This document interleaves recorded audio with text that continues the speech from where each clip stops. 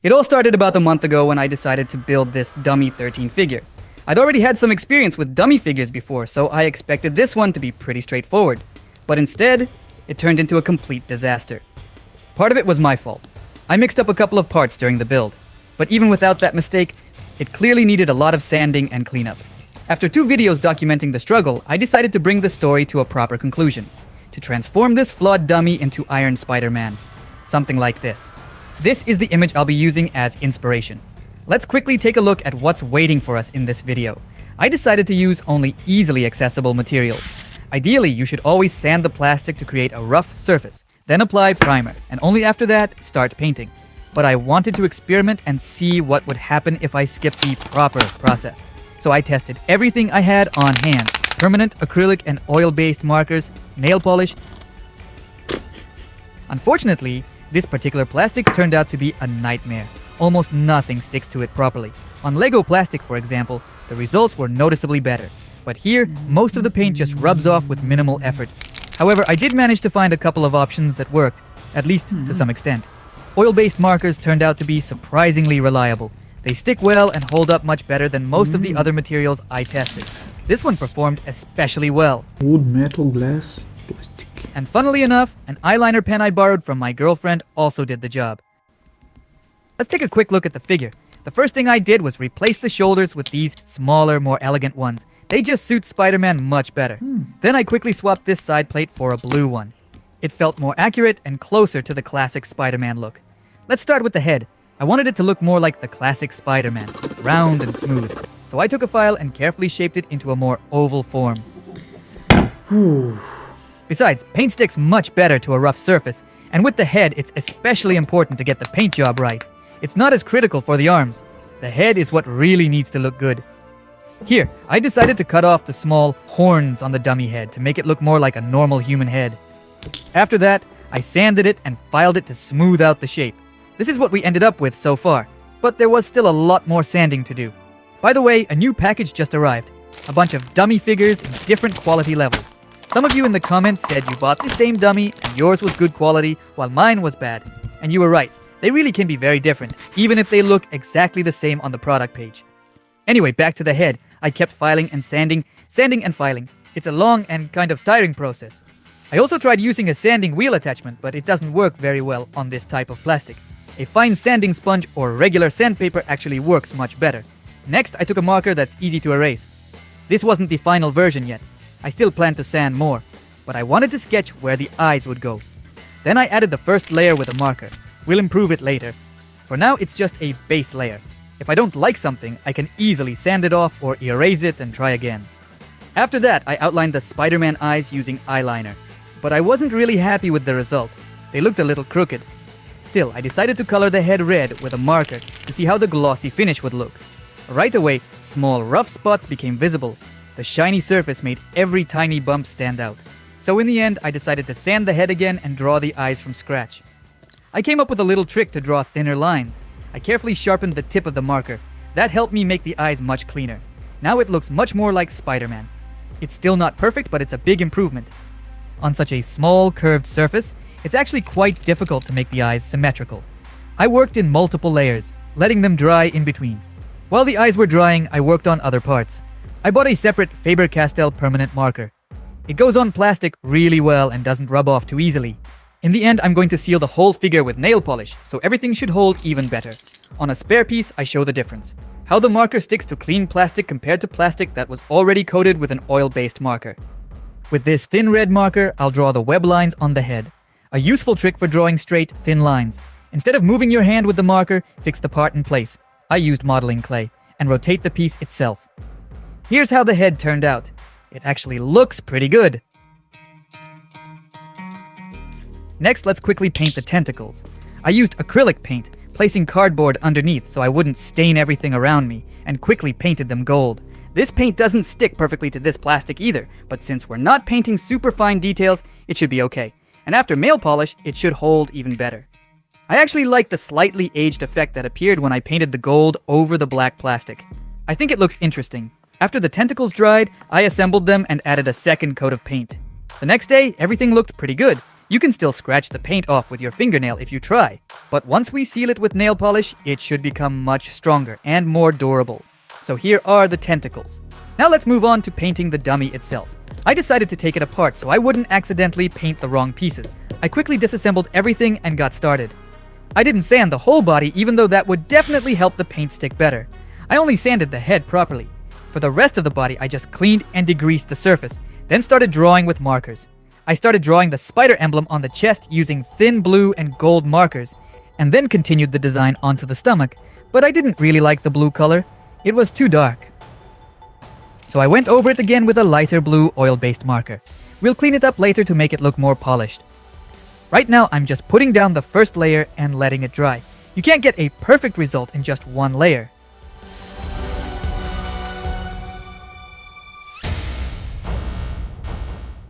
Then I used the darker marker I first chose for the spider to add outlines. That made the design sharper and more contrasted. It already looks much better. Of course, this isn't a professional method. For a truly professional result, you would need proper materials. Primer, real paints instead of markers, and good brushes. Maybe one day I'll try that. But for now, I wanted to keep this project simple and accessible, using materials that many people already have at home. Still, it's very important to test your paint on the specific plastic of your figure. Sometimes it sticks really well, and sometimes it doesn't stick at all. While I was talking, I also painted the shoulder pieces. Then I drew the web pattern using a dark red marker that works pretty well on this plastic. Without adding a protective top coat, the paint will slowly rub off from touching it with your fingers. So it's definitely necessary, unless the figure is only for display and you won't handle it much.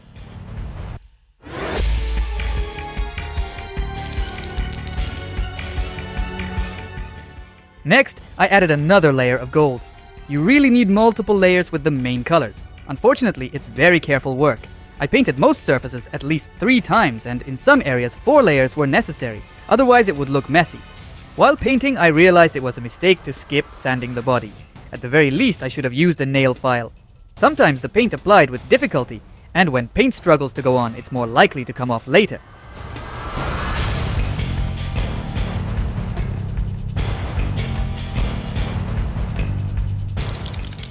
While I was painting, I kept thinking that this probably isn't a figure you'd play with a lot. It feels more like a display piece, something you would put on a shelf and just enjoy looking at.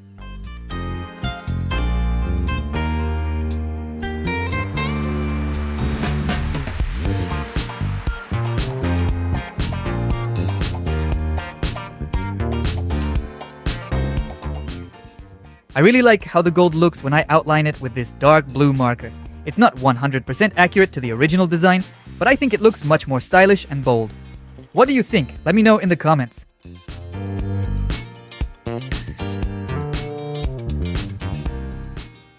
I used the same marker to outline all the gold details on the figure. By the way, tell me in the comments, would you like me to keep using simple, easy to find materials like this? Or would you rather see more professional projects with better tools and paints? Of course, good materials would make the work much easier.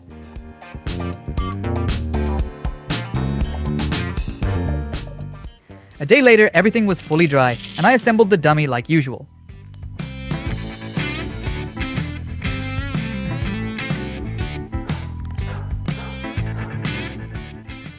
During assembly, nothing rubbed off, so it looks like I chose the right markers. It's still not made for rough play. Strong friction could damage the paint over time.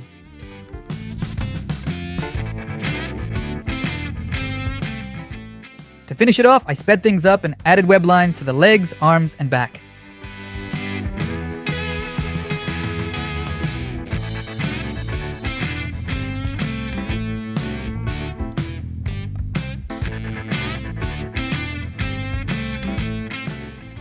Overall, the figure looks pretty easy to make. I decided to keep it simple so that anyone watching can try it themselves. But tell me in the comments, would you like to see more advanced and detailed projects from me, or are simple builds like this just right? I can definitely create something more complex and professional. It would just take more time.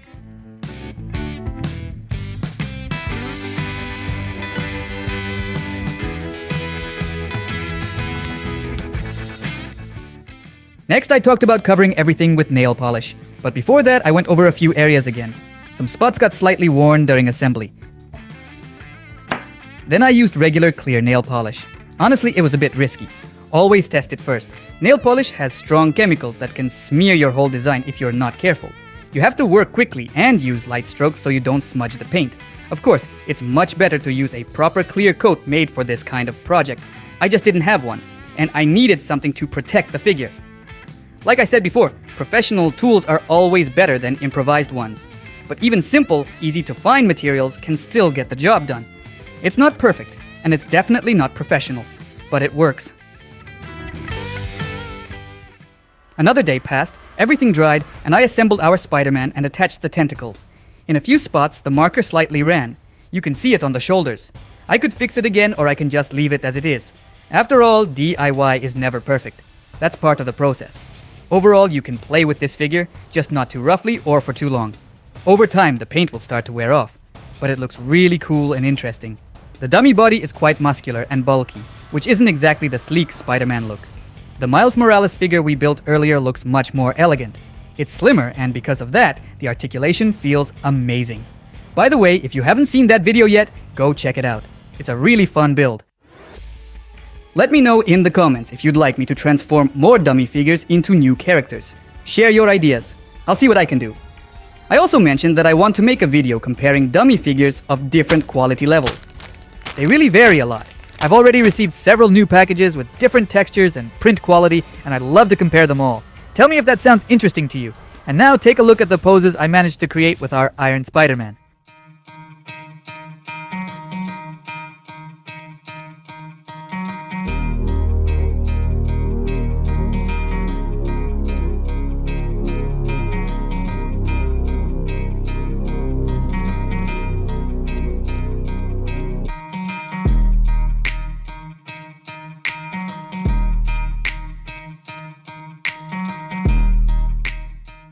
Let me know what you think, and I'll see you in the next video. Bye everyone.